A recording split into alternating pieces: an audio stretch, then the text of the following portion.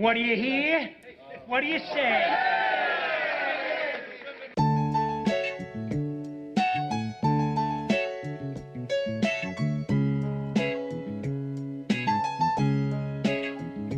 Welcome to Chicago, where the fire serve cold, but the Wolves and the Hawks never shiver in the snow. The Bulls keep it running, the Sox run the South, the Cubs run the North, but the Bears run the house. True Chicago sports fans got their ears to the street. Any team make a move and they never skip a beat. And in this house, this is where we be.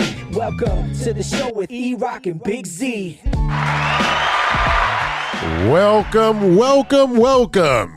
to Chicago. Coming from the True Chicago Sports Fan Cave, this is the TCSF podcast with E-Rock and Big Z. Yes, sir. Episode 127 is brought to you by 606 Media, True Chicago Sports Fans, and Grit Clothing Company. Don't forget to go to gritclothingco.com and get your official TCSF podcast t-shirts. Search for keyword True Chicago and use our promo code TrueFan15 for 15% off your entire order. That is TrueFan15. Go and get your official TCSF shirts now. Now as in right now. Ahora mismo. As always, I'm Big Z, and I'm here with my boy E-Rock. What up, E? What's up, Z? What's up, ladies and gentlemen? Welcome to the show. If you are a first-timer or a long-timer, please remember to hit that subscribe button, that notify button, and go ahead and give us a review on your listening app of choice. You can find us on Facebook at True Chicago Fans. You can follow us on Twitter at True Chi Fans and on IG at True Chicago Sports Fans. And don't forget, you can support the show with a monthly subscription at anchor.fm/True Chicago Sports Fans. Go on over there and click on support, and you can subscribe for as low as 99 cents a month. You see what I did there? I do. Listen, do you like the show? I do. Are you a fan? Always. Then tell your friends, and they will tell their friends, and we can all be friends. Just like Biggie said, let's all be friends. If you enjoy what we do, if we make you laugh or feel any type of emotion, or just, make sure that you don't throw your phone when you hear what I got to say. But if you enjoy it, share it with your friends and your family who are also sports fans and also like to hear people say funny shit on a podcast. Z, what's up, brother? How you been? Man, been good, man. Been good. Otherwise, it's crazy because it's a new school, second part of the school year. It's the long part of the school year, and it kind of fucking sucks for teachers because you've been off for so long, and now it's like the long haul. The January, you got one day off. February, you got 1 day off, and then March, nothing. April, you've got the spring break, and then May, that's pretty much the last. You can see the finish line in May. But it is crazy to deal with these kids, man. They're just cracking up, man. It's been crazy, and I was voluntold, yes, that I will be coaching the boys basketball team for my school. I was not happy about that. So that's going to be ramping up this week. I'll be dusting off the clipboard and back to the coach's chair. So I think it's 5th through 8th, but I think I'm only going to take 6th, 7th, and 8th based on skill. I can roster 15, but I'll probably be rostering just 12, maybe even just 10. There's not a lot of time, and I don't know what the talent level is at this moment. I know I've seen 2 or 3 kids with good talent, and that's pretty much what you need at that level, is just 3 kids that can run your offense and run everything else, and then you fill from there. But it's been since my first year of teaching that I've been coaching at this low level, at the elementary level. And the last time I did coach basketball for boys at that level, we did win a championship. I got the ball here. I still have it here. Nice. Signed by all the kids. So I'm going to take that to the first practice and then let them see that. So it's been weird.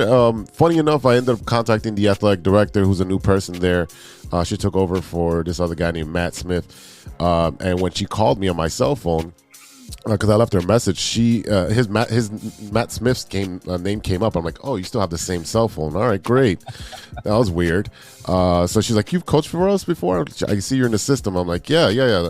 In 2011. So that's how long it's been that I coached at lower level. So I'm excited and not excited, just because I don't know what the level of commitment of kids are these days, and especially for a school. Like if it's for AAU, kids are a little bit more intense about it, more driven, and parents who are parents. So I don't know what it's going to be, what the parent turnout is, what the fans or what the locations are going to be at. The big thing about that is that if you can roster 15. You know why? Because what happens is you get to that point. Number one, you're gonna get more people interested in it overall, right? And number two, let's say you got a kid on your team that has the ability, but he's just lollygagging it. He says, well, guess what?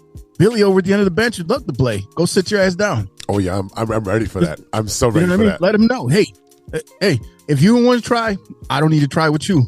Billy over there wants to try. Yeah, that's how I had an 8th grader since he found out about basketball. I think he's a late transfer, and he's like, "You need me on your team." I'm like, "Bro, I will pick nothing but 5th graders. Keep playing with me. I will take nothing but 5th graders, and they will try hard and they'll run my offense. So keep playing." And since then, he's not opened his mouth. He's like, "Yes, coach. No, coach." I'm like, "Yeah, that's right. Show some respect. So it's not just that, but I got to a point where, like, if you asked, "Hey, can I?" Nope.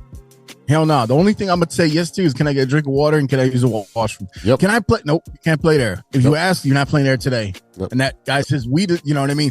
I will put you where I need you. I know you might have a favorite thing you like to do, but you're gonna be put where you need it. That's how it works. Yeah, my biggest thing is gonna be no threes. No threes. I want to see you. I want to see you shoot close to the rim as possible and rack up points. I mean, there's no shot clock.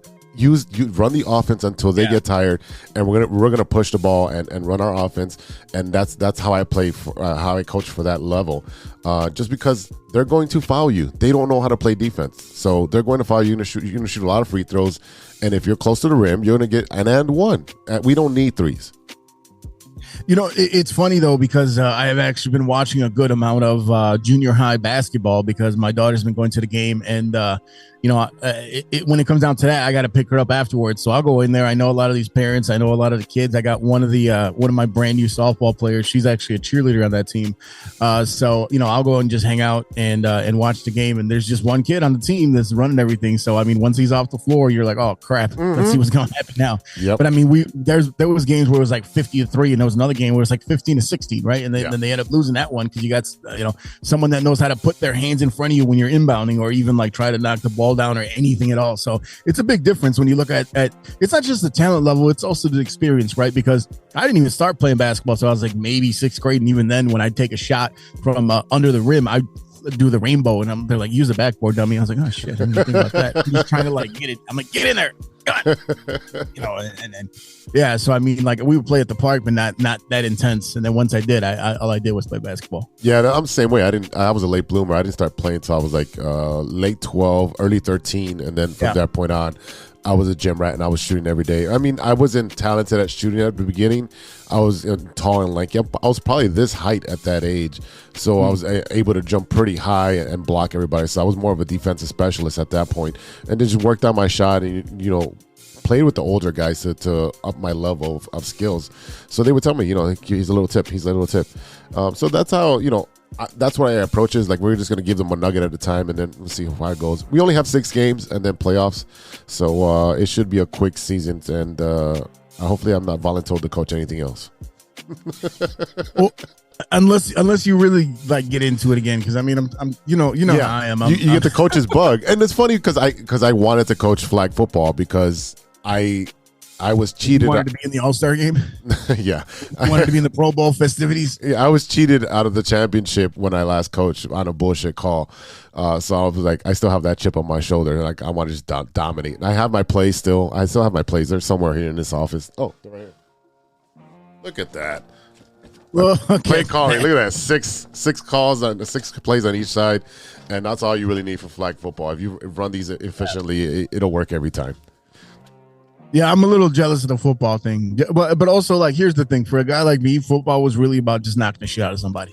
Yeah, that was my thing. Even in basketball, like I could shoot decent threes, but I was never like agile enough to like drive to the hole. Yeah, so like I would either be under the basket just knocking dudes down, or like shooting threes. You're a rugby player playing basketball. Right, I am.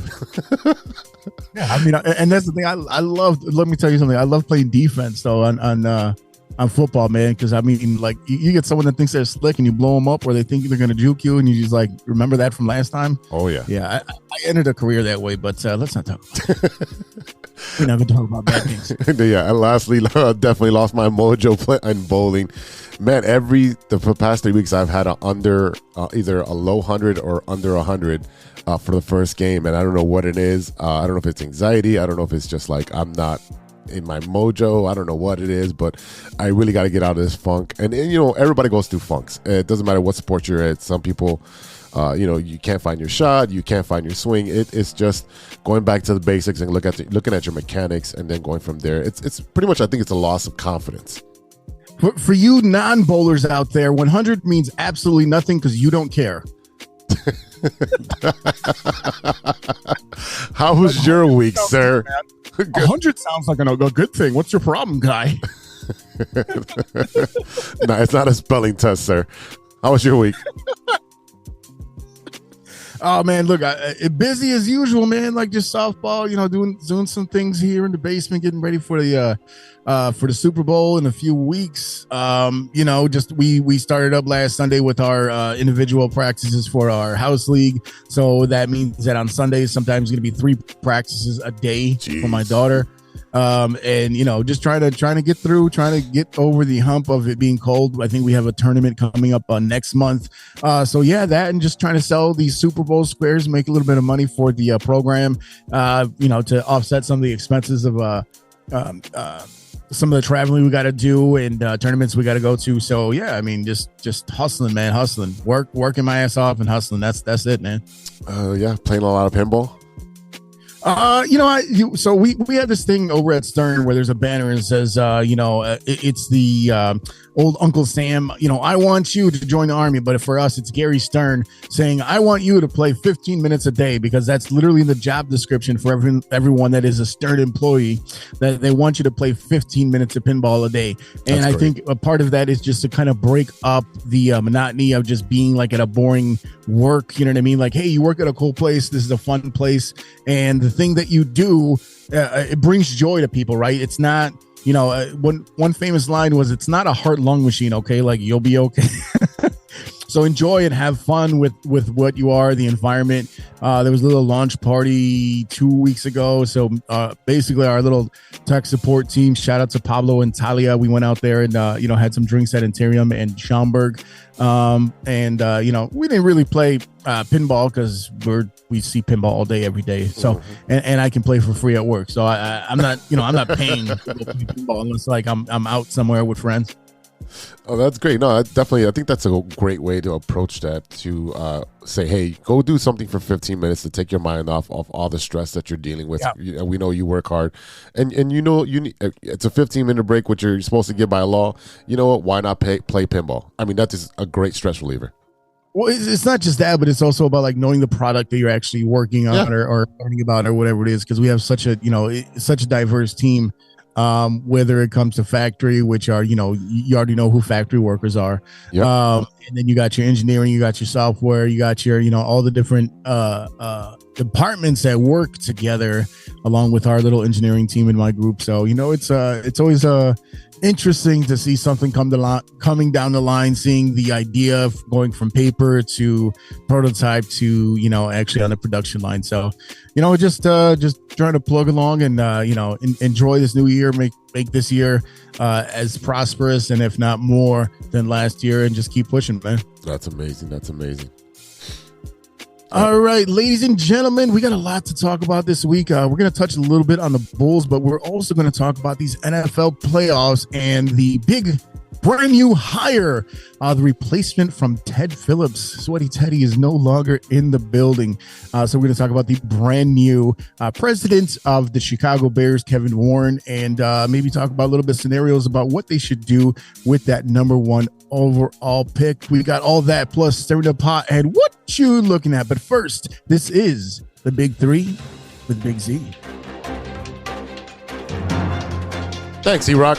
I'm Big Z, and you're not. Now for today's stories. Yes, sir. Story number 1. Former NFL defensive lineman Derek Wolfe kills a mountain lion that was wreaking havoc in a Colorado neighborhood. Yes, this man is a monster.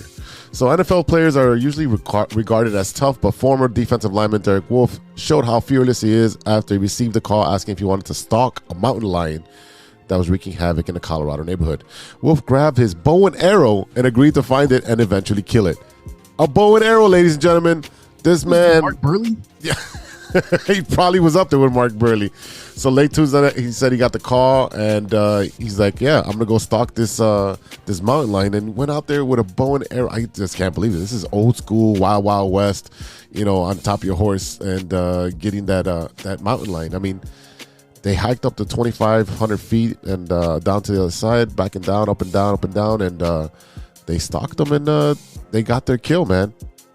Usually after an NFL player retires from the NFL, he's out there hunting for cougars, not mountain lions. So there's it's good to know that they have some diversity in their post NFL career. But yeah, I mean the fact that you got a mountain lion hanging out is pretty wild. In my neck of the woods, I've actually seen this is probably about 5 years ago in the dead of winter, and it was about 10, 11 o'clock at night.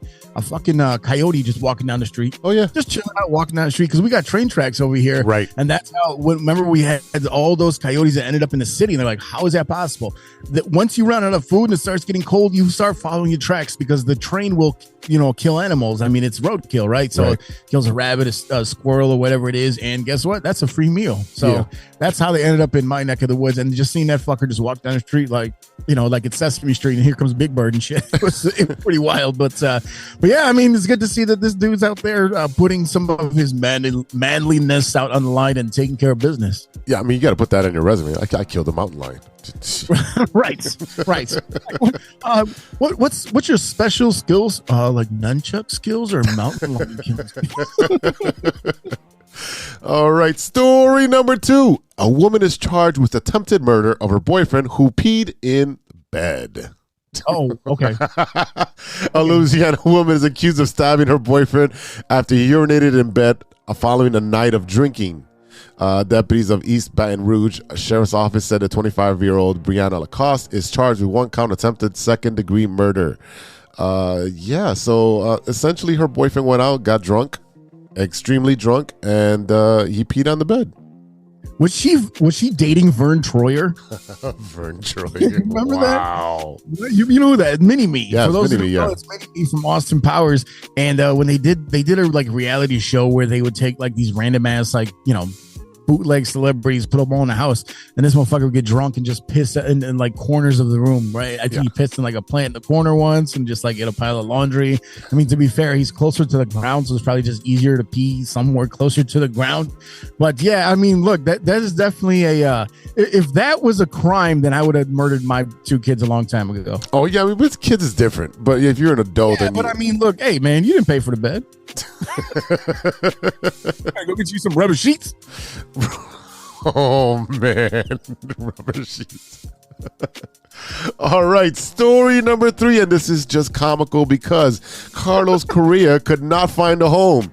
Wow, bro. Yeah, that's right. This dude left Minnesota, opted out of his contract, and he's like, "Oh, I'm gonna go get this money, his bag." He goes over to the Giants for a 13-year, $350 million contract, but doesn't pass the physical. So yeah, this is wild. So I mean, the timeline of this is nuts, right? So you got on December 13th last year, he became the face of the Giants with his $350 million, was a 13-year contract, right? Yep. I mean, he was the best player that was a free agency at the time. He was going to make more than Trey Turner, Xander Bogaerts, Dansby Swanson, our guy, because he was the last one to fall. And he was like, I'm not going back to Minnesota, even though he had that contract. I think we all knew it was going to be a 1-year thing. And then the Giants look at his physicals, and on December 20th, they delayed his introduction, and then we kind of went down the rabbit hole of what the hell's wrong with Carlos Correa. Yeah, I think he had like some ankle surgery that he was recovering from, and I guess it wasn't fully healed, or he doesn't have full ability to use his foot as the way he should. So he ended up talking to the Mets and signing 12 years, $315 over there. Yeah, so I mean, like the funny thing is that so the Giants doctors came out. They said that they had a difference of opinion of what's going on with the medicals, and they were afraid that his leg would degrade over the length of the contract. So they says, okay, they stepped away, and then on the 21st, the next day, he pivots over to the Mets a late night. I mean, I'm talking about like overnight. Yeah. And then, like you said, the Mets offer him 12 years for $315. That's one last year and what 35 million less. Mm-hmm. Okay. But yeah, I mean, like, you know, they're like, oh, we're good to go. And then on Christmas Eve, the Mets say, hey, Giants, why didn't you complete the contract? Yeah. So the Mets finally start doing some due diligence and say, hey, what's wrong with the physical? And the Giants are like, dude, his ankle's fucked up. and the Mets went through the holidays with going back and forth with Correa, and they finally said, you know what, we'll restructure the contract, but it's going to be incentive based, and you know it's going to be a smaller contract. This will be your base salary, but you can earn up to this much on these incentives. And he turned around and walked away. Yeah, and the thing is too is that like when it happened, you know, the Mets had been spending money left and right. They got Verlander. They were just spending what like crazy. Yeah. And there was actually some concerns from other owners that, hey, what is this about? Well, you don't have a cap. You can, you know what I mean? Like you got to pay you don't have to pay tax. But I mean, you don't have a cap. They can pay as much as they want to anyone. So right. I mean, the thing with the Mets is that like they're going through and their mindset is like, Correa does not want to go through 2 failed physicals, right? So that means that we got him by the balls right here. Yep. And you know, once they stuck to their original offer and they went back and forth, I mean, it just sat there. And reminder, this was Christmas Eve. It wasn't until January 10th that he ended up going back to the Twins for a 6-year deal with $200 million. That's such like I don't know what to call that, but it's just like $200 million for 6 years. Don't you look stupid? You backed with the team that you opted out of, and you know I think the GM said he kept in contact with him the entire time. So I mean the Twins, they get a good player, but he bet on himself to get this payday and didn't get the payday. He did. I mean, like here's the thing though. Like he did agree in principle to a contract with the Giants, a very large contract. The physicals didn't work out, right? So I mean, like they were worried about deterioration. Okay, fine. I mean, when you look at most of these contracts, they're usually like loaded on the back end anyway. So you're gonna you'll get like, you know, 20 million this year, 23 next year, and so on and so forth. So it's not until the end of the contract where he's making like over 30 million a year. Yeah. And you know, when you look at that, and then he goes back and forth, you know, Scott Boras under the, you know, doing his thing under the table. It's his job, right? If you don't have a contract signed where it's signed, still delivered, you're still a free agent. Correct. Right. So I mean, he had every right to go talk to the Mets, but obviously the Mets had the same concerns and they tried to do whatever they could too. But the problem is that because he pivoted so quickly from the Giants to the Mets, he kind of shot himself in the foot and he cut off all chances he had with the Giants. So even if they were going to give him a bigger contract, he wasn't going to get it now, right? So that's why he ends up back in Minnesota. Look, he got $200 million for 6 years with vesting options that pay $25 million for a 7th year, $20 million for an 8th, and $15 million for a 9th, and $10 million for a 10th, right? So that comes out to $270. Full no trade clause. Yep. Yeah. And so this one's actually different. He's got a full no trade clause and he has salaries of $36 million over the first 3, followed by 31.5, 30.5, and 30 million. So it does digress after the first 3. So they're paying for his services when he's younger and reverse of what you see in a lot of the other contracts. Yeah. I wish he was out of the AL Central. I just did not want him here anymore. He's a White Sox killer. He's a beast when he's healthy. So we'll be seeing him for 6 more years, and it sucks. Everyone's upset about the Mets spending money. Hey, if your owner is out there and tries to win, and he's spending money, hey, I'm all for it. Usually the Mets do make some dumbass deals, and they end up paying, you know, Bobby Bonilla for the next 25 years. But they do make these dumb moves, and this is one of the moves where they say, you know what, this orange isn't worth a squeeze. here's the afterburner or the aftermath of what happened with Correa. So because he ended up signing back there, I think that's why the Twins ended up trading Arraez, young guy, 25 years old, right? He literally won the batting title last year, and then he gets traded to the Marlins for some young guys. I mean, they're pretty good young guys that they traded for, but I don't think it's like a 26-year-old pitcher. Yeah. Well, that's what you need in the AL's pitching. So, yeah, Pablo Lopez and a pair of prospects, right-hander. So look, hey, good luck to Carlos, I guess. I mean, like I said, I was clamoring for him to be here. I'm glad we got Swanson. I'm glad that the guys that we got are veteran players so that they can help boost some of these young guys that are going to be coming up in the next couple of years. But the entire thing about Correa is pure comedy. Like how he bounced around and how he's thumping his chest after 2 years ago when they were trying to get that next World Series for the Astros, and then his replacement is the MVP of the World Series the next season. That his whole thing right there, he's got to be super salty about that. Yes, that's the dumbass of the week is Carlos Correa. All right, I'm Big Z, and that's news to me. We'll be right back after a word from our sponsors.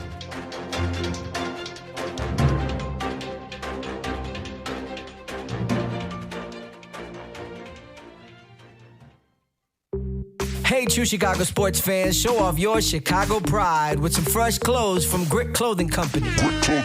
At Grit Clothing, they create that simple yet classic style that represents that Chicago Southside lifestyle. From t-shirts to hoodies, hats to glassware, they've got you covered. Grit has everything you need to represent your Chicago pride, so do it right now. Check out gritclothingco.com and use the promo code TrueFan15. TrueFan15. For 15% off your entire order. Let me say it again. That's gritclothingco.com and use the promo code TrueFan15 for 15% off of your entire order. Hey guys, it's Steven. And this is Sean, and you are listening to True Chicago Sports Fans. Don't forget to listen to No War on the Weekend. New episodes on Monday. You can find us anywhere you listen to podcasts. Yeah, so we're going to go do a couple of shots. So let's kick it back over to Big Z and E-Rock. No War on the Weekend. Welcome back to the True Chicago Sports Fans podcast with E-Rock and Big Z. Oh, yeah. This is the bottom line. And that's the bottom line.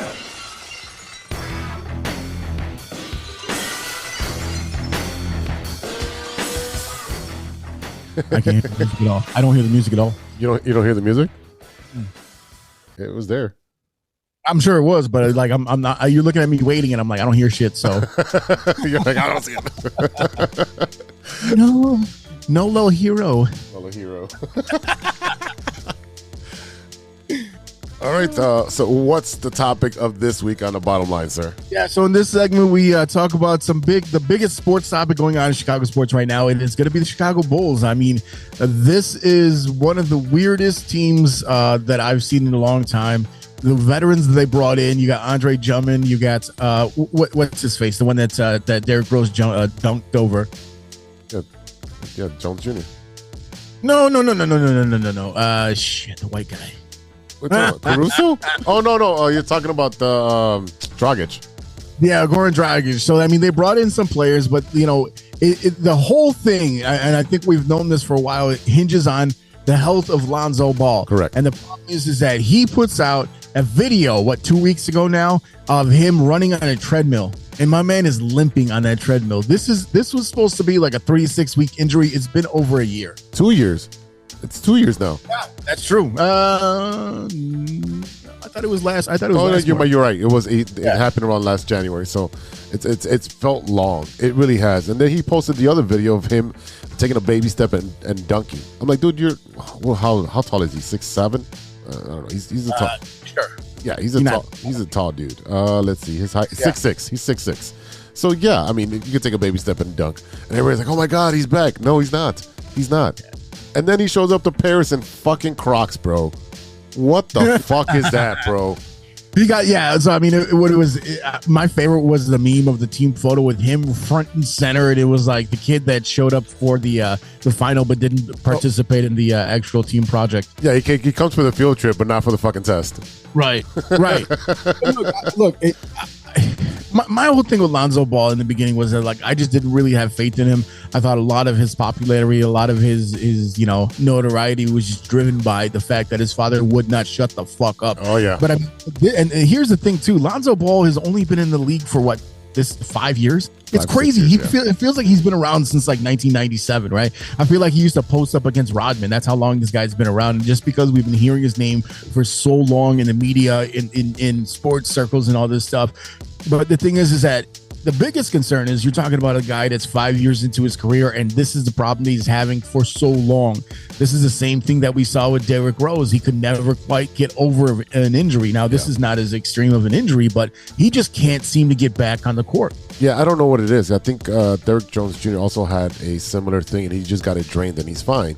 Yeah. So, I mean, Lonzo Ball is pretty much the ball general, and because he's not in the lineup, everybody's switching over to a spot that they're either not comfortable with or not their secondary position. So it's really, really taking a toll on the team because the offense isn't running the way it should. Right now, you have a lot of isolation ball between Levine and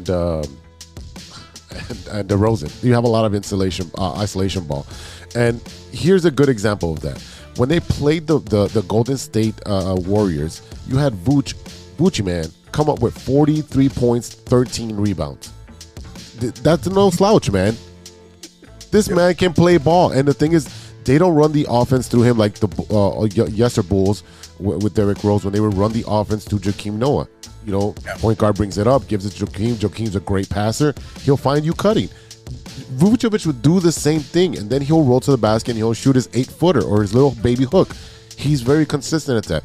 The Bulls have been just horrible of running their offense, and when they do, it's usually at the beginning of the game just to give him a couple touches, and what it's doing is it gets him into the rhythm, and they never go back to him in the second half. He'll have 15, 16 points in the first half of just about every game, and then he'll have 2 or 3 points in the second half.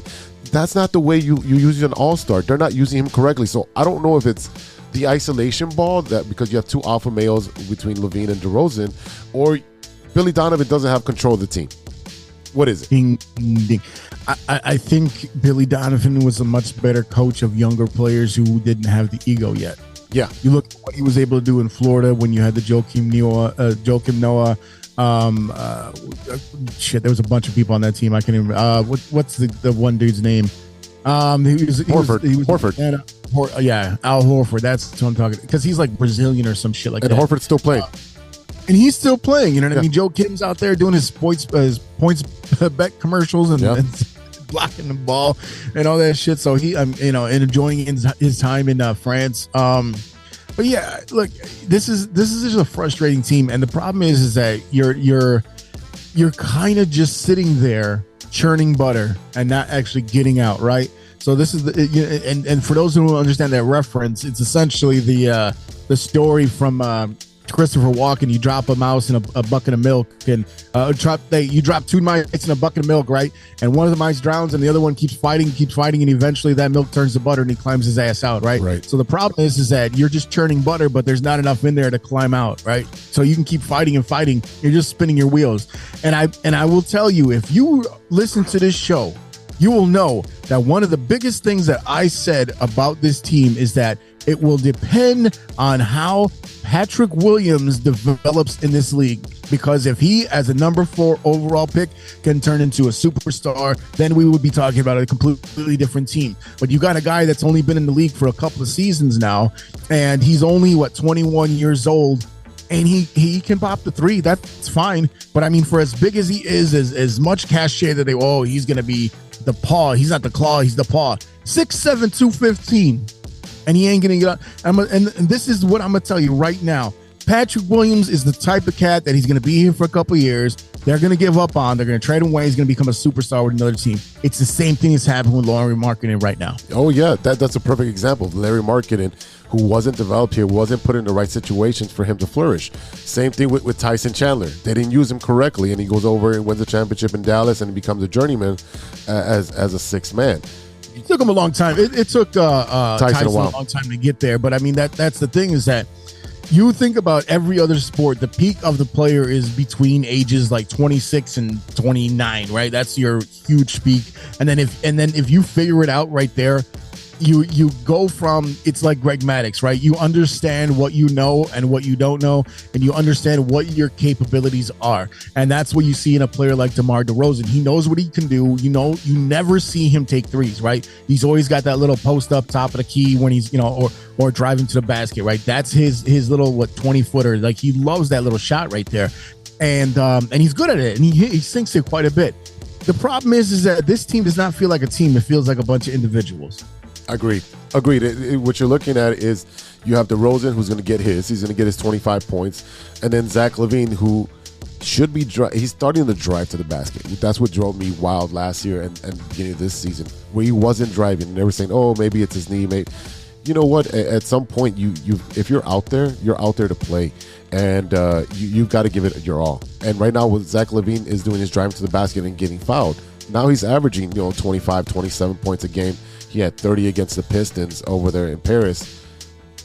This is the Zach we need. We need the Zach that drives. We don't need another spot-up shooter. He takes a lot of bad threes. Not in, they'll be in transition, and he just pops in. Like, dude, go to the basket. You had one-on-one. You don't need that splash. He's a catch-and-shoot three-point shooter. Yes. I mean, he's probably one of the best in the league when he does that. But I mean, the thing is that I do think that some of it has to do with that knee, the apprehension after they're coming back from the ACL, and then going through everything that he did. Like we saw something similar with Jason Hayward, where he got popped in the face. He was never quite the same. He was able to he was never really able to overcome that. But it looks like Zach has been just kind of slowly developing. And I think what happened is because of the knee, how can I score and how can I get points on the board without having to drive to the hole? And you do that by shooting threes. He has gotten a lot better at shooting threes. That's a fact. Yes. But he can't. He is not a. He needs to have that shot set up for him.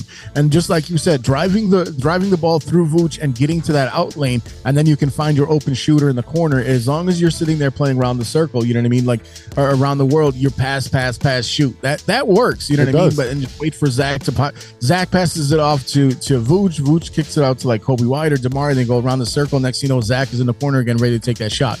He's good, but he can't. He's not a spot up shooter. He's got to catch it in stride and shoot, and that's where he has the most success when he's shooting threes. Yeah, I agree with you 100%. Now the thing is that he doesn't do that. He wants the ball, and if DeMar has the ball, he just stands and pouts, and he's like, "Well, I guess I'm not part of the offense now." It's like, no, dude, cut. DeMar will find you if he doesn't. If he's getting double teamed, he's going to find you. Now the biggest thing for the Bulls is the surrounding cast, right? Like you mentioned earlier, Patrick Williams. That development needs to start happening now. He'll have. He's just soft. He's soft. He can shoot, but the problem is that he don't have that. Especially for a young guy, you want him to have some dog. And I almost feel like having DeMar and having Zach on this team is a hindrance to him because he's not forced to do the things that he should be doing right now. This right now should be the key point in his development as a 21, 22-year-old right now, where he should be able to take over a game, and he just can't right now. And again, I think that's probably because Zach LaVine and Vucci Main, being in there. I mean, he doesn't get as much play as he would on another team.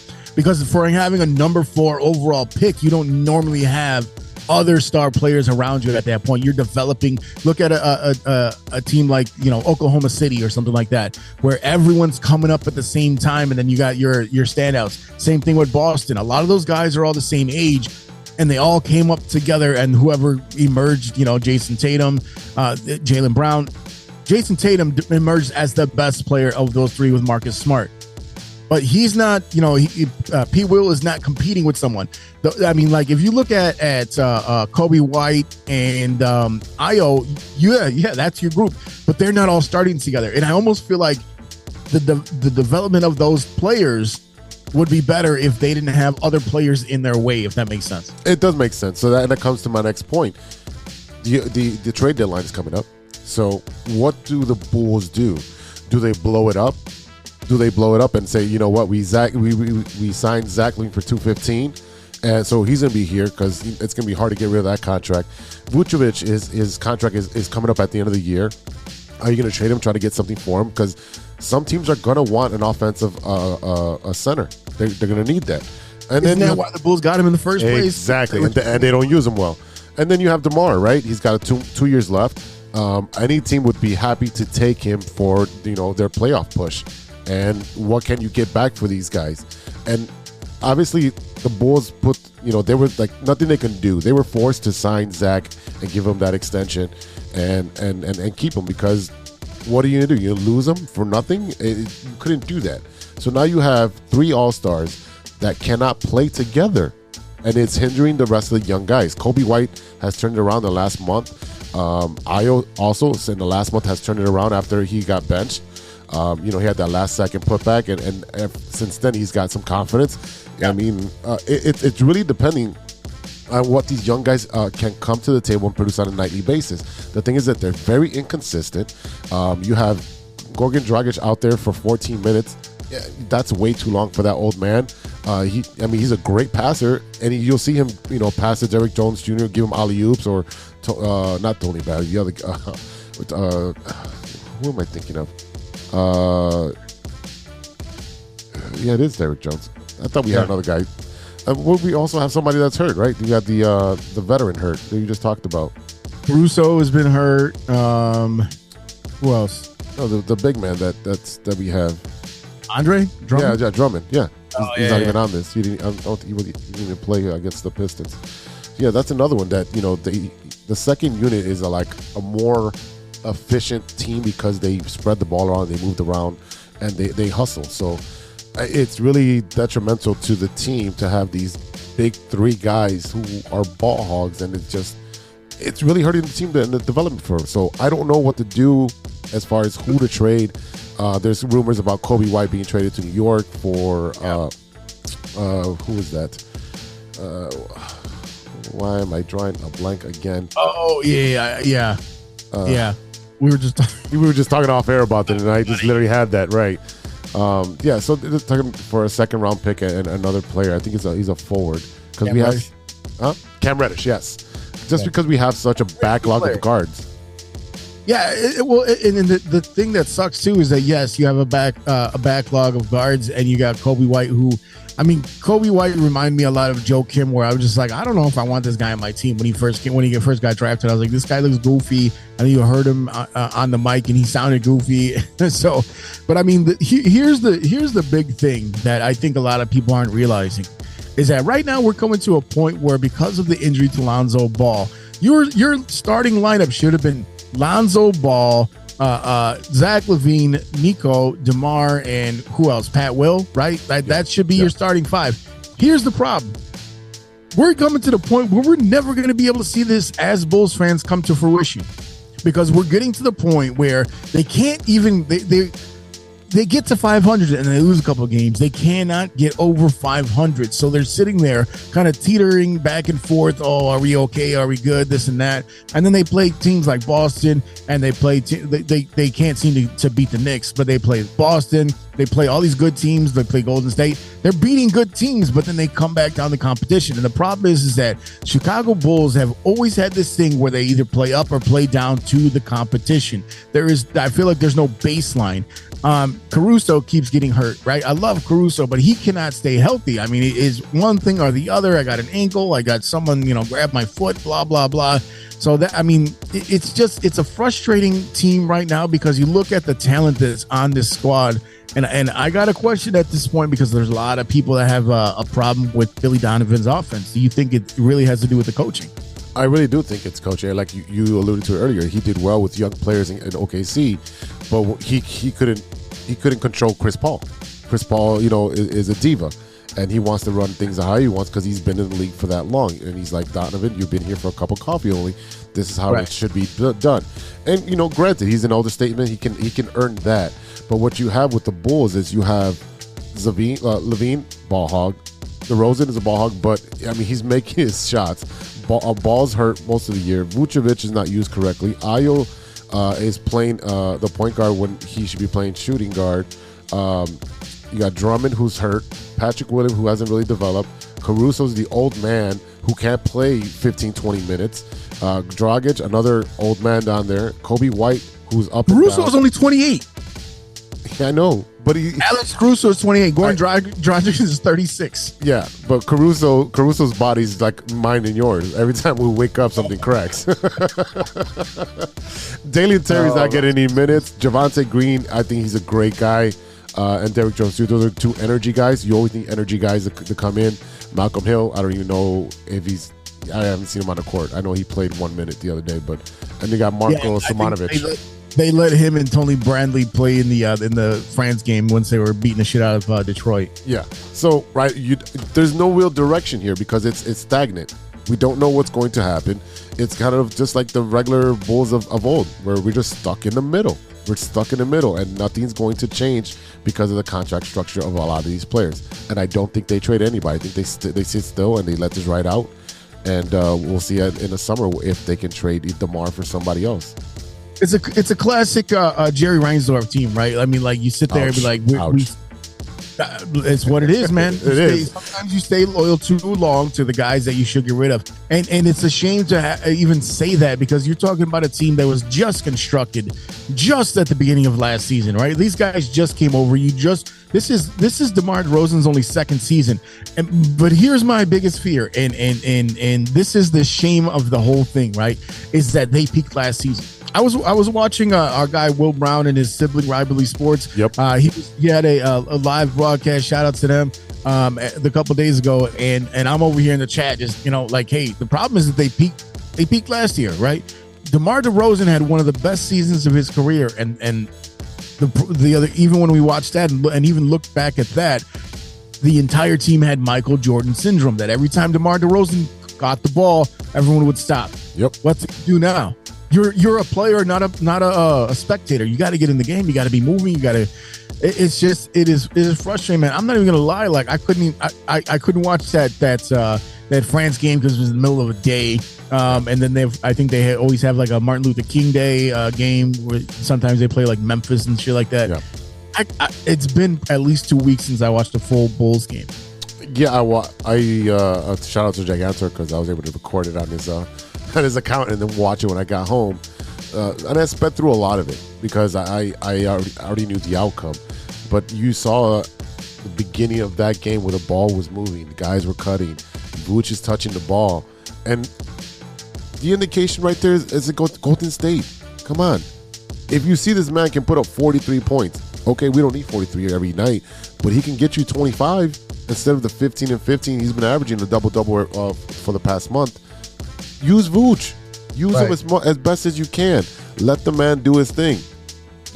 And I think DeMar and Levine are, I need mine. And I don't think that's the way to run that team. It's not. But I mean, what are you supposed to do when you got two guys that are supposed to have the respect in the league to be stars, right? That's the whole problem, is that they are there. And I think DeMar DeRozan is a lot more humble than Zach LaVine. Right, because I think DeMar DeRozan, look, the Raptors had to sacrifice him in order to get their title, right? And that kind of threw off the trajectory of his career, because then he ends up in San Antonio for what really is the prime of his career. That that late 20s, very early 30s part of your career, that should be your peak. And I mean, he could have helped another team win. And now, you know what the funny thing is that I'm sitting here thinking, I'm like, how much does he regret coming here versus signing with the Lakers? The Lakers, right now. Because I mean, even now, to be fair, when you look at the Lakers roster from last year, I think 7 or 8 players on that team are not even in the league right now. So that's that's the difference there. But I mean, overall, I mean, you think that he would much rather be with the Lakers right now than on this team right here where you're just treading water? Because at least with when you're on a team with LeBron, you know that there's always a chance that you could end up in the finals. I don't think he regrets it. I think that, I mean, obviously he would want to play in his hometown, but you're looking at DeMar DeRozan, who's come into the fabric of Chicago and understands hard work, and people will love anybody. The city of Chicago will love anybody who's a hard worker, one of my favorite players was Taj Gibson because he was, a lunch pail, in a hard hat kind of dude. DeMar has that mentality. He's going to be there. He's going to do everything he can for the team. If he needs to pass, if he needs to shoot, whatever it is, he is literally a staple for the Bulls. He is the face of the Bulls. The fact is, you got Levine, who wants to be the face as well. He wants to be the number one guy. Levine, you're not the number one guy. Anywhere else, you're number 2, number 3 guy. So this is the problem, which is that power struggle, and you have a coach who's good with young players and not with superstars. Yeah, and I really honestly I do not know what direction the Bulls go from here. How are they going to be able to overcome some of the deficiencies that they have? Are they going to be able to overcome that? Is this a lost cause? Right? I just really don't know what to think about this team. Yeah, and like you said, it's a Reinsdorf team where you're stuck in the middle. Like, well, the guys are still young; they can turn it around, maybe, but we don't know that yet.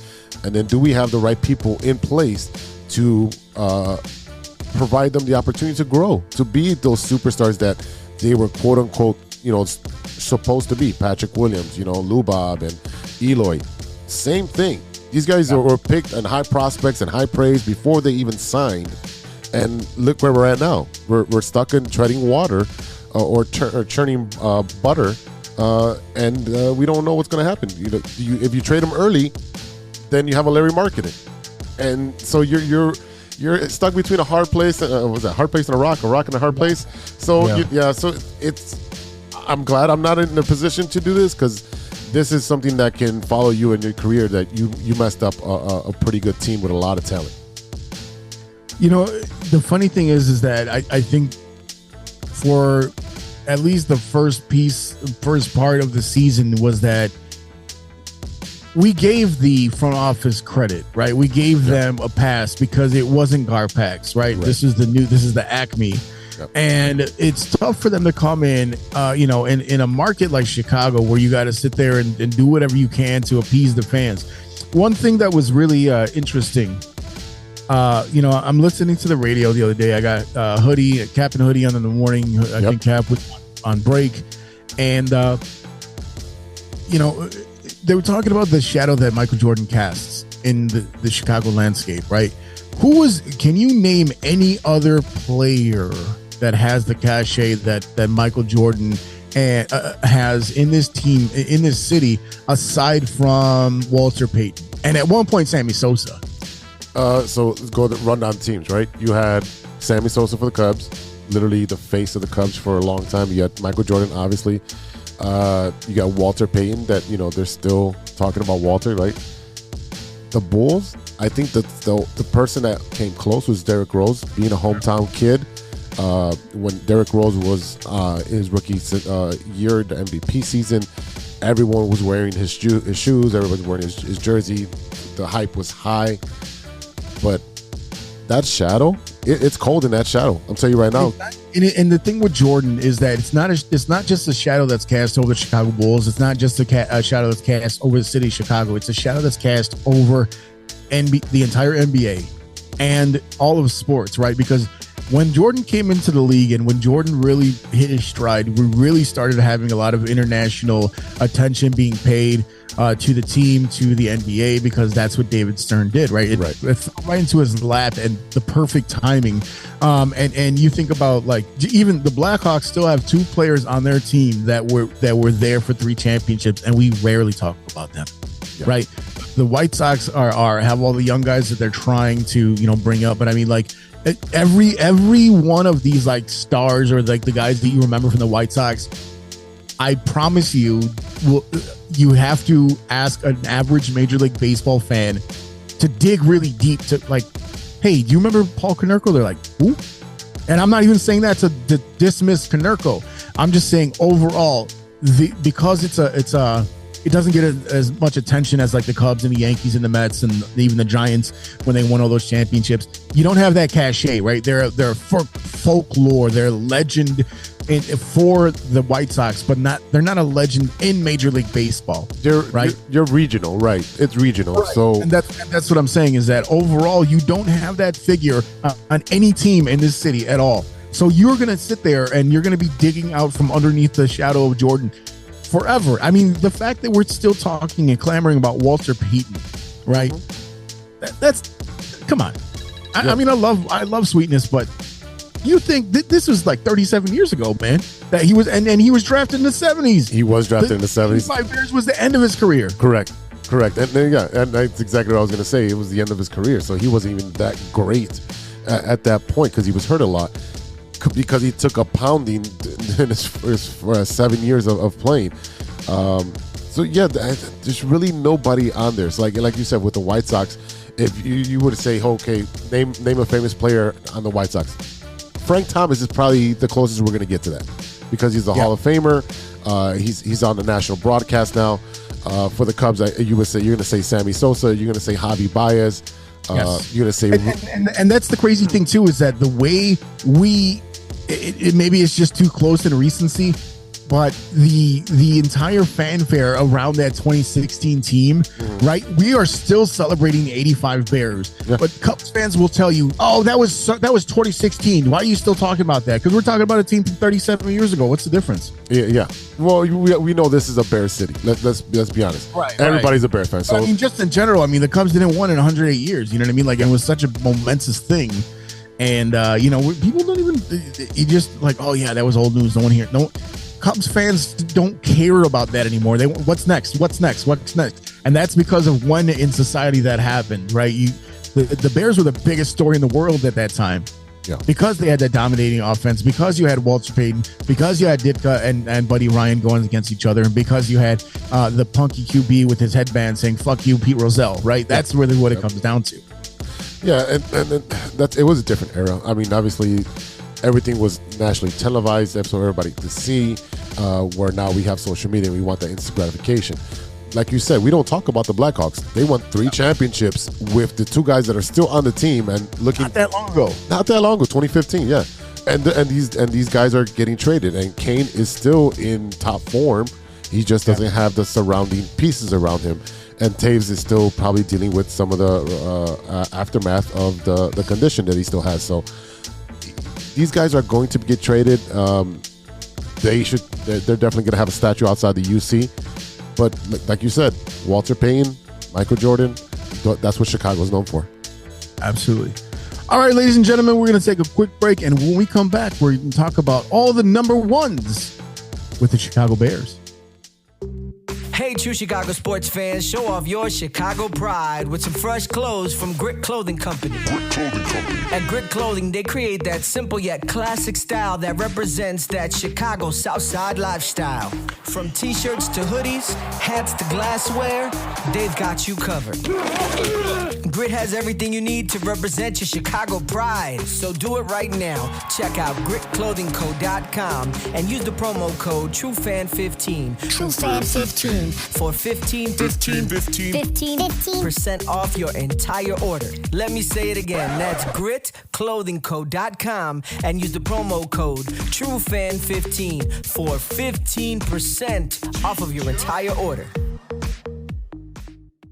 Hey, what's up? This is Lex Cruz from Jungle AE Recording Studios and Illinois Media School, and you are now listening to True Chicago Sports Fans Podcast. Welcome back to the TCSF podcast with E-Rock and Big Z. Oh, yeah. All right, brother. Look, we have seen a lot of interesting things happen in the NFL in the past couple weeks, but I think we deserve to hear about the brand new president of the Chicago Bears, former Big Ten Commissioner Kevin Warren.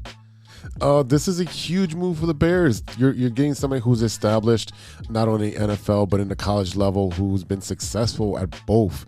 Everybody that has spoken about him has said that he is a no-nonsense type of dude, someone who's very direct, has an open-door policy. But if you have a problem that they're going to come to him with, make sure you have a solution as well.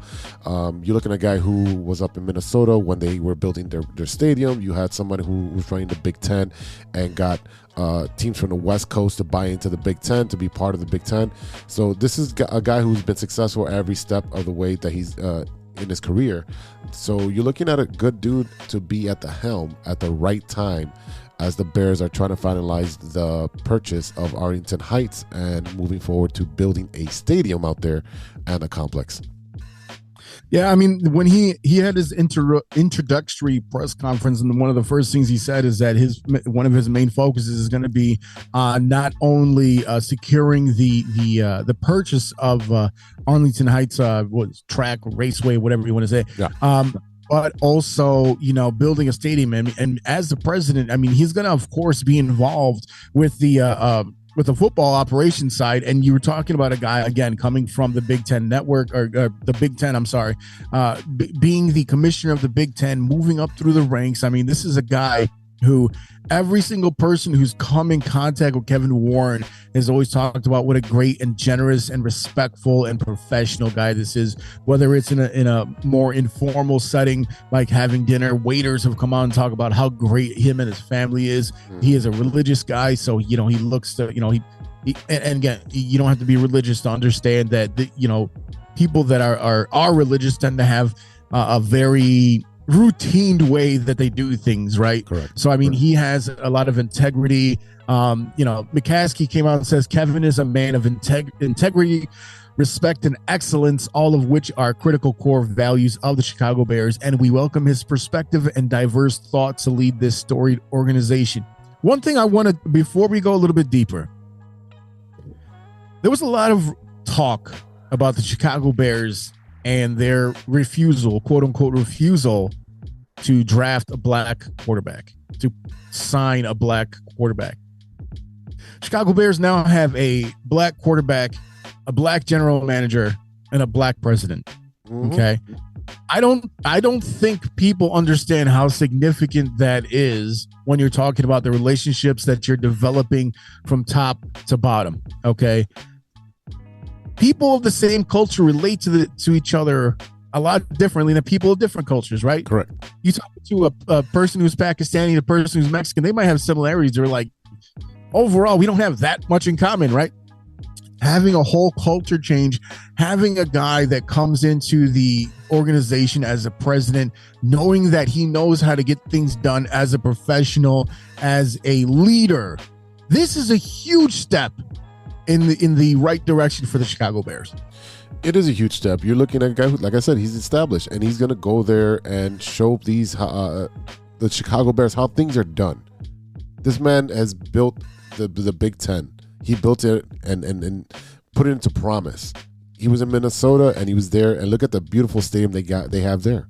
Yep. So right now, it's just about time. We don't know when they're going to finally close on the deal, and then how long it's going to take to erect this stadium and everything around it. We don't know that timetable. We don't know. I'm pretty sure that we're not going to have the same coach. Will we have the same quarterback? Possibly. Yeah. That hopefully that is the case, that we do have that Justin Fields at the helm. But we're looking at a lot of changes coming to the Chicago Bears. We're no longer going to be the mom and pop shop. Now we're going to be out there with the Jerry Jones, the Atlanta, the Louisiana, like the Saints and stuff, like the Mercedes Dome and all that stuff. Steelers. Yeah, the Steelers. Yeah, you look at these top tier organizations who have done right by building these beautiful stadiums and complexes and changing the culture and saying we're going to be a winning football team from this point going forward. We're going to do our best to do that going forward. And it's not just a winning, quote unquote, a winning football team. It's about culture, a winning organization, right? So you look at the Pittsburgh Steelers have had 3 coaches in 30 years? No, 60 years, right? I mean, there's a reason why, and people don't understand that consistency makes a big difference. And this is, I've always talked about why Jay Cutler had such a hard time here, because number one, he wasn't a rah-rah guy. He wasn't like, oh yeah, you can do it. Like, and when he did yell, like Tom Brady yells at everybody, he was an asshole. So, I mean, like, he never got the credit, but he was also, they just switched things up on him so much that there was no consistency whatsoever. So I don't care. Let's say you're a teacher, right? Let's say you're there for 2 weeks and then they bring in a sub because you get sick, right? But then, you come back for a week and then you leave again, and then they bring some other guy and then it says, okay, now this guy's gonna coach for the rest of the year, and he gets sick or he quit. That's all you did to Jay Cutler. So now what you're seeing an organization recognize the fact that you have to find some type of stability in your organization from top, and then keep going all the way down. Now, you got the number one guy for the job. This is the guy that has 21 years of experience. He was an executive with the Rams, the Lions, and the Vikings. And like you said, he was the commissioner of Big Ten for 3 years now. He managed to get, I think USC and one other California team are joining the Big Ten. They got Nebraska, they got Rutgers, they got all these, like, who the hell thought that USC would be in the Big Ten? Like, it's insane. So he's done such a good job over the last couple of years of just kind of making the Big Ten such a big organization that's going to compete with like your ACC, right? Like, that's the big thing right there. So I mean, look, this is he's a really respectable guy. He seems like he has his head on the right way, you know, and he's a guy, he's 59 years old. So I suspect he'll be around for at least 15, 20 years. Yeah. You're looking at someone who's going to be with the organization for a long time. He's already familiar with the Chicago area because the Big Ten headquarters is just outside Rosemont. So you're looking at a guy who understands the culture of Chicago, understands who the Bears are. And you know what? I think he starts in April, late April, is when he's going to actually take the reins. So you're looking at, you know, you got McCaskey as the chairman, right? And then you got the new president, CEO. And now you have a new GM, like you said, new coach. You have a new culture that's going to be turned around here. It's really a new era, and this is, like you said, this is unprecedented to have at 3 prominent positions, to have 3 African Americans be the face of the Chicago Bears.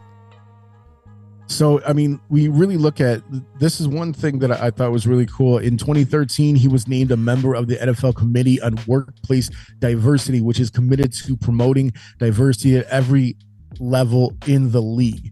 During Super Bowl 51 festivities in 2017, he was honored with the Texas Southern University Pioneer Award, recognizing his groundbreaking role as an NFL executive and his commitment to championing diversity. And let's see here where I just had it right here. Sorry about that. Ryan Poles also spoke about brand new president of the Chicago Bears. Kevin is going to be a tremendous resource, and I'm excited to get started with him. In my time spent with him during the interview process, it quickly became apparent his resume and business acumen will be a powerful asset to helping improve our organization and ultimately reach our goal to be a championship organization. He did come out and say, well, Kevin Warren said, my goal is to not only be an NFC North champion, an NFC champion, but a Super Bowl champion. That's what you want to hear. Yeah. That's what you want to hear, because and Ryan Poles, it seems like him and Ryan Poles are on the same page. So look, I can't laud this hire by the Chicago Bears loudly enough, because I think they did a fantastic job. I think they knocked it out of the park. And I think I saw something like 94% of Bears fans approve of this hire. And, you know, the other 4 or 6%, you know, look, I'm sure we can find out why you don't like him. So I wanted to give you a little nugget that I know you're going to love. So, you know, he went to college at the University of Pennsylvania, then got his BS at Grand Canyon State University. He got his MBA at Arizona State University, and then got his doctorate in law at the University of Notre Dame. Yeah, baby. That's right. Look, hey, it ain't just a football school. That's right. That's right. I mean, dude, his resume speaks for itself, and this is the best possible scenario for the Chicago Bears going into this new era of getting finally a stadium that they're going to own, the land they're going to own. They're going to have so much revenue.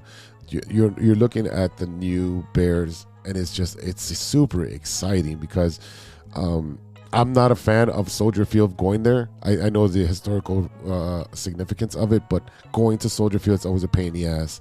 You know, the 3-mile walk from the parking lot or from the train or from, you know, from downtown just to get in there is such a pain in the ass. We need a dome. I don't go to Bears game if it's, you know, under 40 degrees, even if they're free tickets.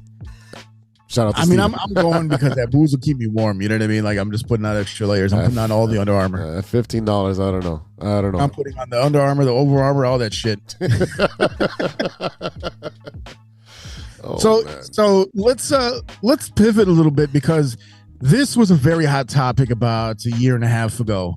And since we brought up both of these names on this show, and we've seen the potential of this particular player, I'd like to touch on this once again real quick.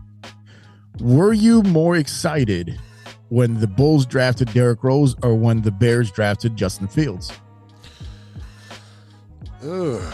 Hindsight being the key now, because we know what their potential both could be. I'm more of a, damn it. I was super excited for Derrick Rose. I think for me, Derrick Rose, the story, being a hometown kid, knowing and watching his high school and college career, I followed him more than I did Justin Fields. I'm not a big Ohio State fan, so I didn't watch a lot of those games, but I did watch his highlights. You're not a college football fan. I am not. I don't. Yeah, my Saturdays are for me, and I don't watch that much football on Saturdays. I do watch Notre Dame because you watch it. That's the only. That's the only reason I watch Notre Dame. You might have watched more Notre Dame this year than I did, and that's not, and just because the schedule worked out for me, you know. Yeah. But yeah, so like, you know, and I'll go back to this, and this, the reason I was thinking about this is the same reason we were talking about the Jordan legacy looming large over the city. Yeah, and that's another reason why I was more excited about Justin Fields, and just the same way that you followed Derrick Rose in his high school and college career. I followed Justin Fields in his high school and college career because he was on that Netflix show, and then I watched him when he went over to Georgia, right, and then he had to compete with Jake Fromm, and because he was a younger guy, he ended up in Ohio State and so on and so forth. But it does speak to the fact that a guy as dynamic as Derrick Rose really doesn't get as much shine as he might. And I think realistically, let's say Derrick Rose was from Florida, we wouldn't love him the same way that we do. We love him because he's from here. Yeah. Well, I love Joakim, so he went to school in Florida. He's from Columbia. Derrick Rose from Columbia, guys. That's why, you know, he was so fast up and down the court. So now we know the real reason. So now let's say that. Are we still like in love with Derrick Rose that we were? No. The way that we were when he was from Chicago? No. You know what I mean? So that's part of it. So, yeah. I mean, I just thought it was an interesting thing to kind of you know, bring back around. But yeah, I mean, look, I'm excited for the direction that we're seeing the Chicago Bears going in right now. You know, this is right now, they have all the makings of a worst to first scenario coming up. I mean, you look at the NFC North right now, you look at the fraud that the Vikings were getting their ass beat by the shitty ass Giants, who ended up getting their ass beat. Right? Yeah. They got whomped by Philly. That game. I'm a huge NFL fan, and you know that, right? Mm-hmm. I didn't turn it off, but that game got scooted over to the second TV real quick. Oh yeah, I literally sat there while the Giants and the Eagles were playing, and I was watching Scott Pilgrim versus the World on the other TV. Great movie. That's a great movie. But I was like, at least I'll be entertained here, you know. So let's pivot real quick before we got a few more weeks before the Super Bowl. So I just wanted to take a look real quick at these NFL playoffs. So like I said last night, the Giants got mollywomped by Philly because that wasn't even close. It was like 38-7. But the Giants did manage to squeak by the NFC North champion Minnesota Vikings, the biggest frauds in the league right now, even bigger than the Giants, because look what happened to them. And then of course you have the Green Bay Packers with the biggest drama queen in the NFL right now. I'm so sick of hearing about, this guy has more drama in his life than fucking Tom Brady, and his wife left him mid-season. Okay. You know what? I don't care about those two quarterbacks. I care about Justin Fields and working with his new receivers and who are they going to draft and who are they going to sign. That's all I care about. I don't give a shit about Aaron Rodgers and his $60 million contract next year. I don't care shit about Tom Brady and he's going to play in, for the Saints. I don't care. That none of those are going to affect me, because you know what? The Bears are going to be the new king of the North. And that's the bottom line for me. But here, you know what the really shitty thing is right now is that Tom Brady and Aaron Rodgers are taking up storylines when the focus should be on Patrick Mahomes and Josh Allen and Trevor Lawrence Yeah. and Justin Fields. I'll put him in there. And Justin Herbert and all these great young quarterbacks and Joe Burrow right now. Oh, yeah. All the great young quarterbacks right there that are very deserving of all of the love that's being put their way as the Bengals just go up on the Bills 7-0. This is that game. Yeah, we got to wrap this up. But I mean, it's just frustrating. I wish they would just go away. So we got Kansas City pulled it out over Jacksonville. So Jacksonville, that game against the Chargers was really, really interesting. You're talking about a team at the time. Our boy Sunshine had never been defeated in high school, college, or the NFL on a Saturday. And they go and play against the Chargers. And the Chargers, Justin Herbert, we just had a discussion, Justin Herbert versus Justin Fields. Justin Herbert, they go up and they put up 28. And Jacksonville wins the game. Yeah. I mean, how is that? How do you do that? Look, hey, you got to give love to Trevor Lawrence on that one. Oh, I watched both of those games with Trevor Lawrence, and I think he's got the making. He's the real deal. He is the real deal. He is very much the real deal. Excuse me. And you're gonna see him transition to being, I would say, a second tier. I don't think he's gonna be in that first tier of Joe Burrow. I do. You do think he'll be up there? I do. I see that. I'll tell you one thing that impressed me, and it wasn't even that big of a thing, but after the game, when he was done doing his interviews and he stood right inside the tunnel, right past the point of where all the fans could see him. Yeah. And he tried to greet every single player that came to the tunnel. Yeah. And says, you know what? And he was almost like, I'm sorry, I couldn't get you there. Yeah. That's leadership right there. That's a guy that's been through it and he understands what it is to be in his position. Very impressive performance by Kansas City. Pat Mahomes, he's got a high ankle sprain. He came out today, the diagnosis of what happened with his ankle.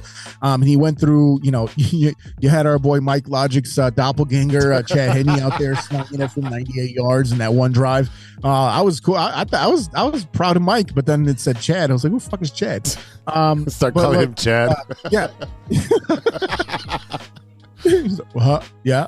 What? But yeah, so Kansas City pulled it up. Kansas City, five straight AFC championships. That's what I want here. That's what I want. Obviously, NFC, but that's what I want here. I want that success, the sustained success. And I'm not sure if the coach we have now, Eberflus, is going to be that person. I hope he is, but that's what the Bears need: is sustained success. The city is a happier place when the Bulls, the Bears, the Cubs, the Blackhawks, and the Sox are doing well. Majority, it is going to be the Bears. When the Bears are doing well, the city is a happy place. Absolutely. Yeah. And then that's what it is.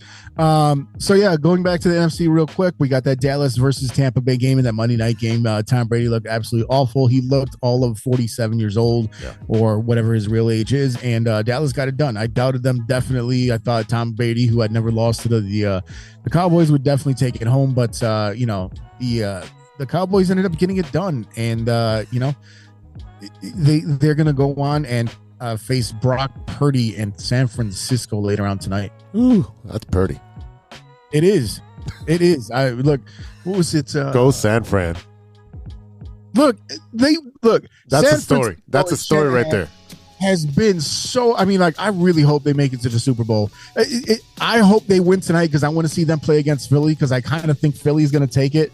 But I mean, the look at the relationship between McCaffrey and Shanahan, the coach and the son, or the coach and the player back in Denver. Now the coach and the player over in San Francisco. Their two families are best friends. I think Shanahan's sister used to babysit for Brock Purdy. But yeah, wow. So it was something like, I want to Brock and roll all night and Purdy every day. I heard that one. That was really good. Dude, it's going to be wild playoffs. Again, I hope San Fran does play Philadelphia. I hope Dallas loses. I hope the Bengals go and take out the Chiefs again. There's a lot of good storylines for the NFL, and it's winding down, even though this is the most exciting part of the NFL. It reminds you that this is almost done, and it's almost baseball season. Okay, calm down. Because here's the thing: we only get a few months of football. Yeah, we were just at training camp. We were just at training camp. Yeah, right. With Roquan. now we're like a couple weeks away from the Super Bowl. So slow your roll. Let's enjoy what's in front of us because football season goes by so fucking fast. Baseball season lasts forever. It starts in March, ends in October. Okay, it's like your whole ass year. But yeah, going back over to the AFC, we got literally right now Cincinnati and Buffalo, a rematch of the game where DeMar Hamlin got injured and they never completed the game. Yeah. So this will be an interesting matchup right now. Like I said, Cincinnati up 7-0. This is one of those games. This is one of my favorite weekends of football of the year because you have 8 teams still in it and you're just trying to see who's the real deal and who's not. Giants clearly were not the real deal. Jacksonville, I think when you look at that leadership, look at Trevor Lawrence, look at Doug Peterson on that team, I think they have a really good chance. And I think you're going to see a lot of really important matchups between Trevor Lawrence, between him and Justin Herbert, between him and Pat Mahomes, between him and Josh Allen, and between him and Joe Burrow. I think you got a nice young crop of quarterbacks who are like 27 or younger. Yeah. So that's a really interesting thing. I still think Mahomes takes it and goes to the Super Bowl, despite the fact that Cincinnati went in there and beat them last year to make it to the Super Bowl. But I think right now you're looking at the only team that I would be really questionable about actually making it and winning a Super Bowl would be San Francisco or Dallas. I still think San Fran, that's who I have in my corner.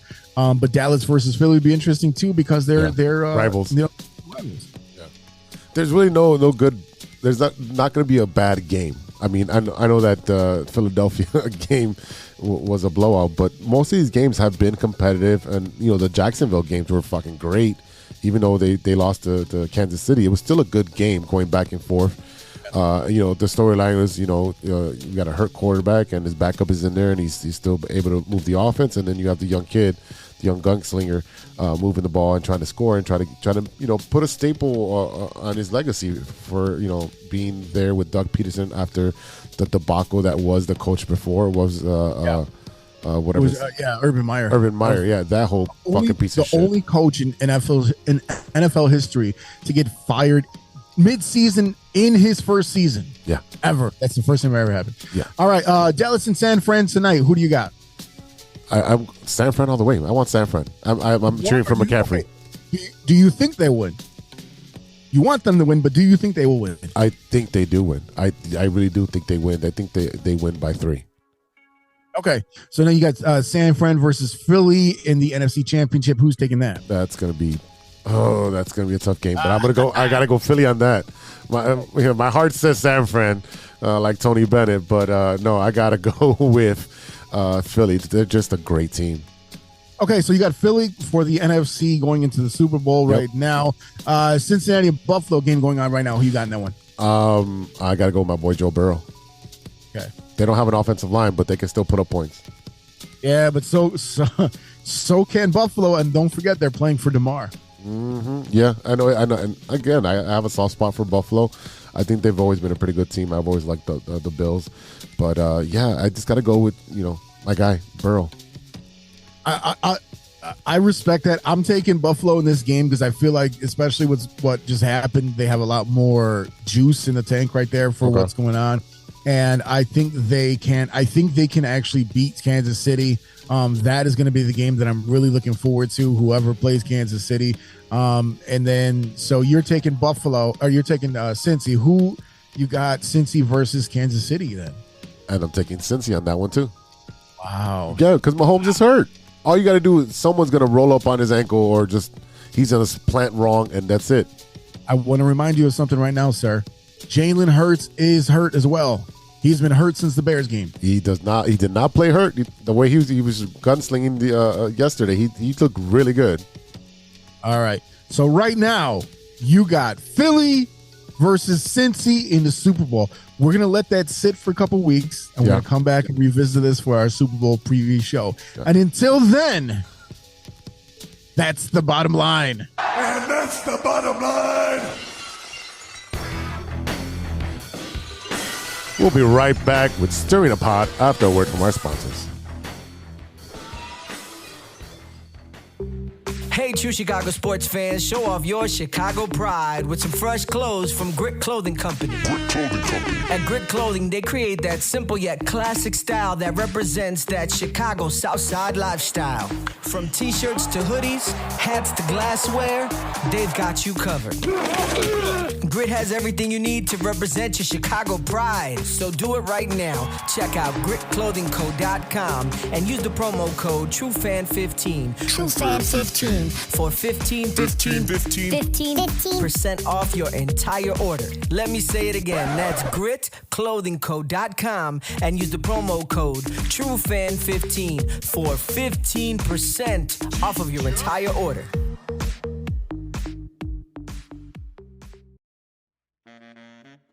This is Enrique Calderon coming to you from True Chicago Sports Fan Podcast. Come check me out on social media, Enrique Calderon Official on Instagram and Facebook. Check us out. Y te lo dice Enrique Calderon. Welcome back to the True Chicago Sports Fans Podcast with E-Rock and Big Z. Oh, yeah. It's that time again, brother. Uh-oh. You know what time it is? Oh, boy. It's time for Stirring the Pot. Bing, bing, bing. I don't have the sounder on the board. I got to put that in there. So I was literally thinking about this all week because, I got to think about the Stirring the Pot. And I was thinking I've never, ever had a Slim Jim. Need a little excitement? Step into a Slim Jim. I've never had a Slim Jim. So... Oh, no. So I think I've seen you eat a Slim Jim at one point. I can't remember where we were doing. I think we were out and about, and you're like, I need to get something to eat, and you had your energy drink, and you were eating a Slim Jim. Yeah, so I was like, yeah, that seems like you. A meat and cheese stick. Yeah, probably. So what is it about a Slim Jim that makes you want to eat it? So first of all, I think the question here is sight unseen. This is not something you've had, or not sight unseen. You know what it looks like, but this is not something you've ever had to consume before. Have you ever had beef jerky? I've never had beef jerky. The only jerky I ever had. Wait, no.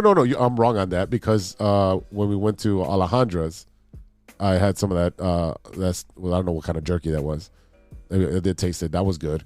Okay. But I've had at the bowling alley, one of the older guys. Yeah, I remember now. You remember that bag? Yeah. Little pack, really. Okay. It was good. I was bowling. One of the guys, he's a hunter, and he brought venison jerky, and that was amazing. I think I ate like 4 sticks of it. It was just great. Well, it's good because it's more lean meat. Like if you can get fresh jerky, it's a lot different. It's usually hunted and done right. Yeah. So, what's the difference between that jerky and a Slim Jim? Is it? I don't know. So I mean, like a regular a bag of beef jerky is literally cut up, dried up, dehydrated meat. Yeah. A Slim Jim is more like a hot dog, right? Like it's more processed. Oh, does it snap like the commercial? It does. Well, because it's essentially like a Chicago hot dog, right? The outside does have a snap when you bite into it. That's snap into a Slim Jim. That's what you actually get the snap. And, oh yeah, all that shit. Like, and actually, when you do legally, I actually checked the terms of this. When you do take a bite into a Slim Jim, you do have to say, "Oh yeah." Oh, rest in peace, Macho Man. We'll miss you. Oh man, I got arrested for not doing that once. It's like, no slapping allowed, sir. All right, man. So now you know what a Slim Jim is. Is this something that you will try, yay or nay? Oh, I would definitely try it. And you know what? I want to do it on air, and I want to film that segment because, I think it's going to be an honest reaction, and I think something that I you know what? I think I'll enjoy it, and I might end up buying Slim Jims as a snack. But yeah, I mean, I'm down. I know you're a big fan of the Slim Jims. I mean, am I a big fan? I've had it. I'm not saying no if someone has one or offers you one, but I'm not like going out of my way. You know what I mean? Like I'll eat like summer sausage, but like the salchichon where you just slice it up and have it with like cheese. We always had that when I was a kid. My dad was big on that because he was a bachelor for a long time, so he knew that if he had meat and cheese, it would offset all the beer he was drinking. Oh wow, how times. So Slim Jim, we'll have to we'll make sure we queue up the commercial so we have the sounder ready, and we'll maybe we'll even do that for a Super Bowl. And we can dress up as Macho Man. All right, cool. All right, brother. Before we go, what you looking at? What have you been watching that isn't sports, sir? What am I watching? Oh, Hunters. It's with Al Pacino over on Amazon Prime. Season 2 just dropped, and I totally forgot because it's been like over a year, maybe a year and a half since they had the first season. Forgot exactly what was happening, and I had to rewatch the whole thing over again. And if you don't know about Hunters, one of my moves. Yeah, I did. If you don't know what Hunters is, it's pretty much they're hunting Nazis. So you have Al Pacino, who was in the concentration camps, and now he's a wealthy man, and he has a team of hunters that go around and they go finding these upper echelon Nazis, generals and officers and so forth that have been infiltrated into the fabric of the United States. So they're like senators and all these, high-ranking things. Some of them were NASA and so forth. So they're finding out that, they're among us and they're getting hunted by Al Pacino's team. So I thought it was pretty cool. That reminds me a little bit of Abraham Lincoln Vampire Hunter, where like there was people that were in plain sight were just like complete, like they were actual vampires. I mean, if you read the book or seen the movie, it's pretty badass. But yeah, I mean, like that definitely sounds like that's something that's interesting. But it also sounds like something that I would have to actually pay attention to. You do have to pay it. I mean, I just like it because it has a lot of historical references. And I don't want to ruin it for anybody who hasn't seen it. So it's a great show. It's on Amazon Prime. Each episode is about 45 minutes. I think there's like 8 or 10 episodes per season. So it's not a long thing.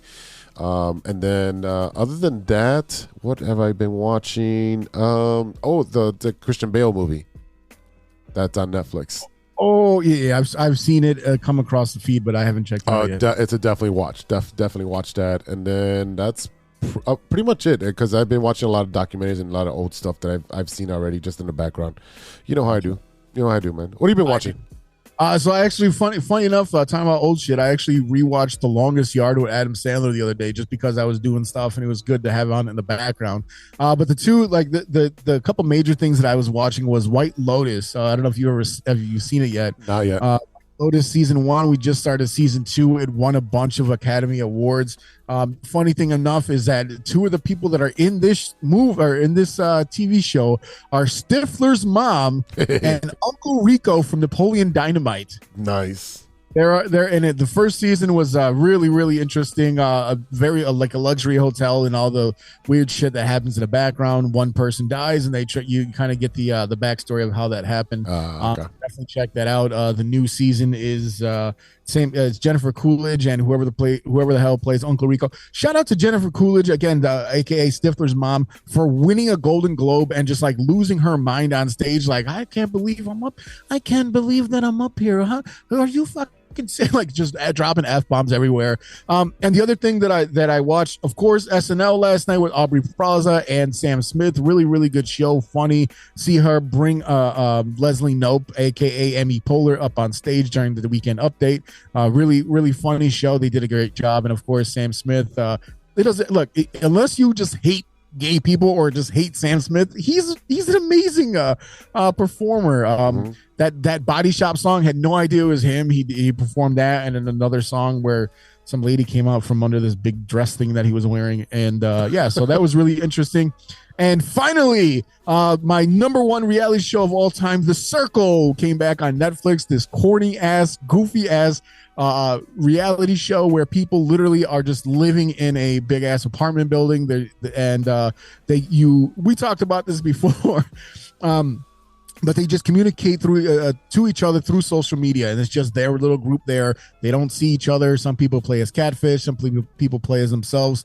But they just dropped the entire 5th season. They finally got the finale out there. So, yeah, that's my guilty pleasure. I do not know why I love this show so much, but it's just entertaining to see people's reaction behind the screen, and it feels like you're watching something that you shouldn't. Like I shouldn't be. I shouldn't know what's happening behind the scenes, and you're watching people in real life interact with each other. And we all have those guilty shows. I mean, my guilty show was Jersey Shore, and that's trash TV. That's very trash. God, it's so bad. Yeah, it's so bad. Yeah, it is so bad. So, Yeah, but yeah, ladies and gentlemen, if you get a chance, watch The Circle while you wait for this, while you try to fill in your gaps between NFL football and wait for the baseball season to start. Since the since the Bulls are not worth watching, it looks like Cincy just went up 14-0, so you might get your wish, sir. Yes, sir. There you go. All right, ladies and gentlemen, enjoy the rest of football. Hopefully, we get our matchups that we want and we can talk about Super Bowl in a couple weeks. But thank you so much for listening. A big thank you to our sponsors, 606 Media, True Chicago Sports Fans, and Grit Clothing Company. Don't forget to go to gritclothingco.com and get your official TCSF podcast t-shirt. Search for keyword True Chicago and use our promo code TrueFan15 at checkout for 15% off of your entire order. That is TrueFan15. Go and get your shirts right now. And don't forget to check out the rest of the 606 Media lineup. The newest show in the 606 family is No Water on the Weekend with Steven and Sean. You guys are well familiar with both of these guys, so make sure you check out their show. It is a pop culture forward podcast that dabbles in funny trivia, film, television, music, and Chicago-centric news and happenings. New episodes are available on Mondays wherever you get your podcasts. And AllNet is back in action after a brief hiatus with Mike Logic and Joey Childs going on tour to promote their new music. 606 Media, True Chicago Sports Fans, and Shy Native Entertainment present All Net Podcast. Make sure to check out All Net with Mike Logic and Ideal after every Bulls games, wherever, and the next day wherever you get your podcasts. And just dropped Chips by Mike Logic and Joey Childs, like I said, produced by Max Julian. This is the first official single from Mike and Joey's upcoming EP, Too Much to Text Volume 1. The Shy Native Radio Podcast is now available on all major platforms. Mike Logic, Ideal, and Throw MC talk about sports, movies, and all types of ill shit. If you got music that you want people to hear, make sure you email it to them and they will go ahead and take a listen. If they like it, they will play it on air. You can check out the Shy Native Radio Podcast wherever you listen to podcasts. Shout out to Ronesh, Panic, Serious Beats, and Custom Made for the beats we played on today's show. Check out paniconthebeat.com for all your Mole Men merch and gear. And don't forget to check us out on social media. You can find us at True Shy Fans on Twitter and on TikTok. Find us on Facebook, Instagram, Spotify, and reach out to us. Hit us up on the email with your questions, concerns, and tell us how good we look. That's right. Reach out at True Chicago Sports Fans at gmail.com. And now, this. Snap, crackle, creak, and then I pop. It's how my body sounds every time when I get up. Joints are crackling like the cereal. Getting older can be such a pain, but I'm still an OG, even with my walking cane. I got orthopedic Nike, so my feet are not in pain, cause comfort's more important when you're older. My arthritis acts up when it gets colder. Gravity is pulling down on my shoulders. It's like I'm shrinking each year I get older. From 6'5", now I'm down to 6'1". And staying home all night is my idea of fun, yeah. From this OG's perspective, gotta be in bed by 9 is now my brand new objective.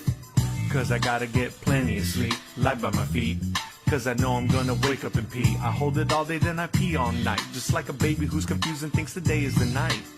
I drink my coffee every morning to warm my blood, cause it's gonna take a minute to start me up. But once I get going, I ain't never gonna stop, unless you wanna hang out after 9 o'clock. My bones snap, crackle, creak. We'll see you next time for episode 128. Until then, be good to each other. For the love of sports. I always like to keep my favorite snack handy. Need a little excitement? Step into a Slim Jim. Oh, yeah. A few moments later. You have a lot of incest. That's real. Shut your mouth, lover boy. Nature versus nurture, Lodge. Nature always wins. I think he's on steroids. Hasta luego, amigos. Show's over, show's over, show's over.